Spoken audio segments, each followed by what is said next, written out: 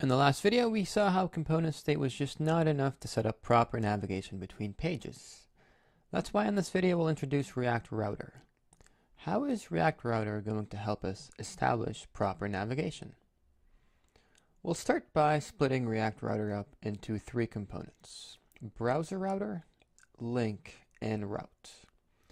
The browser router component of it will be used to keep track of URL changes.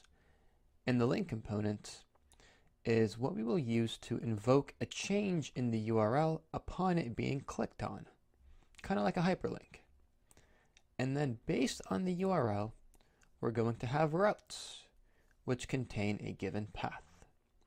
Whatever URL we're directed to by the link component, we're going to find the proper route, which has a given path associated with that link. And that given path will have its own UI to display.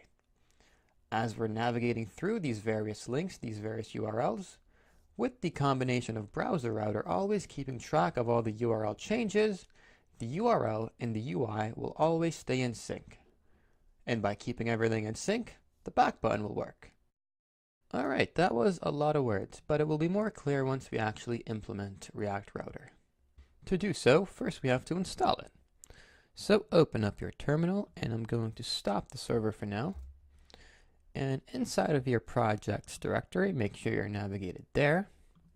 Write npm install React Router DOM. And we're going to install version 4.2.2. Once you're finished installing it, the first component of React Router that we'll talk about is Browser Router. Browser Router solves the issue that we previously encountered. It's always keeping track of changes in the URL, and according to the changes, gives us back the right screen. So let's start by importing it from the package we just installed. So inside of index.js, we're going to import Browser Router as a property of whatever is being exported from the React Router library. From React Router DOM. And simply enough, to always keep track of changes in the URL, we're going to wrap our entire application in a Browser Router component.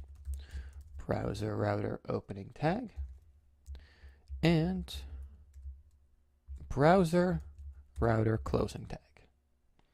Do make sure that there is no spacing between the router tags and main. Otherwise, you'll get a crash. Alright, by doing so, we made it possible for our app to always stay aware of changes in URL. However, we're not done yet. We'll have to connect our browser router to a link component, since it is the link component upon which the user will press that tells the browser router to update the URL. Therefore helping our app listen for URL changes, and according to the changes, render the right screen. We'll see how we can implement that in the next video.